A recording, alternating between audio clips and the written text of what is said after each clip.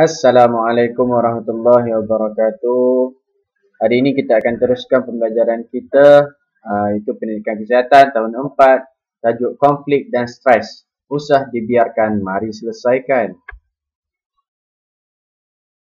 Mari kita lihat apa itu konflik. Konflik ialah keadaan rasa tidak puas hati, keinginan tidak dapat dipenuhi, perselisihan faham, bertentangan pendapat antara rakan dan sikap mementingkan diri sendiri. Okey. Dan bahasa mudahnya kita tak ngam ataupun tak kena angin dengan kawan kita. Okey, punca konflik.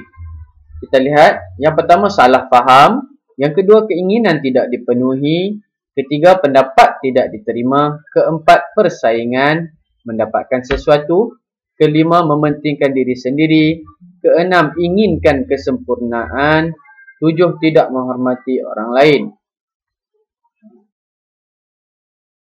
Konflik tidak diselesaikan akan menyebabkan stres. Apa itu stres?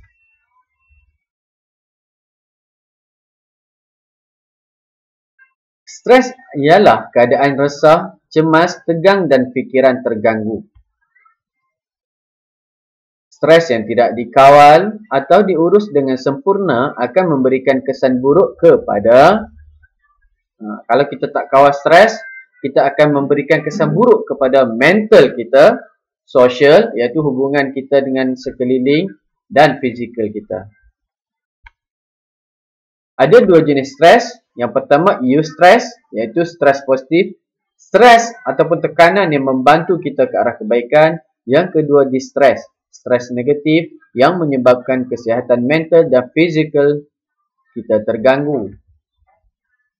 Okey, kesan konflik. Okey, kesan daripada masalah kita dengan orang lain tadi. Yang pertama dendam. Yang kedua hubungan jadi renggang. Yang ketiga keganasan, mungkin berlaku pergaduhan. Yang keempat panas baran. 5 bersendirian. 6 prasangka. 7 keliru dan keliru dalam membuat keputusan. Punca stres. Okey, kenapa kita stres? Cepat mengalah. Cuba memenuhi kehendak orang lain, kurang keyakinan diri, diri tidak dihargai, pendapat tidak diterima, terpaksa membuat pilihan yang banyak ataupun beban tugas yang banyak. Okey, buat kerja sekolah banyak pun kita boleh stres.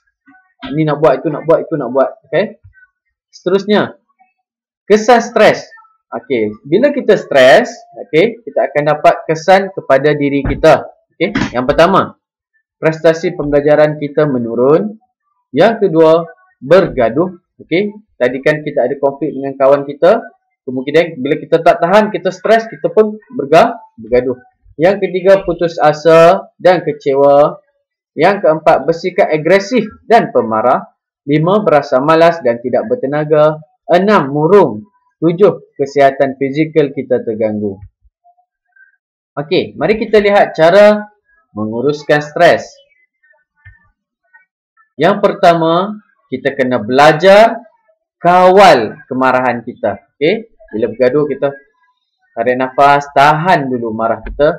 Yang kedua, terbuka jika pendapat tidak diterima. Okey, bila kita bercakap dengan kawan, dia cakap macam tu, kamu cakap macam tu, tak apa. Terimalah pendapat dia. Tak apalah, itu pendapat dia. Aku ada pendapat aku, contohnya. Yang ketiga, kita uruskan masa dengan baik supaya kita tak terkejar-kejar melakukan sesuatu, contohnya. Okey. Yang keempat, utamakan perkara yang penting. Maksudnya, jika ada dua perkara yang bertentangan ataupun datang sekali, contoh cikgu suruh kamu makan dahulu. Contoh, kamu nak pergi tandas. Contoh, sakit perut lah ni. Konflik kamu dengan cikgu tadi. Cikgu suruh makan sekarang. Sekejap masa habis kan. Tapi kamu sakit perut. Selesaikan yang penting dulu. Iaitu sakit perut. Beritahu cikgu. Cikgu saya sakit perut. Jadi kamu selesaikan tugasan yang kamu dulu. Iaitu sakit perut dulu. Itu penting. Supaya kamu dapat menjaga kesihatan kamu. Okey. Okey, itu saja topik kita pada hari ini. Iaitu bagaimana kita menguruskan konflik diri kita. Yang seterusnya supaya tidak membawa kepada stres. Okey. Cikgu harap cikgu dapat membantu kamu pada hari ini.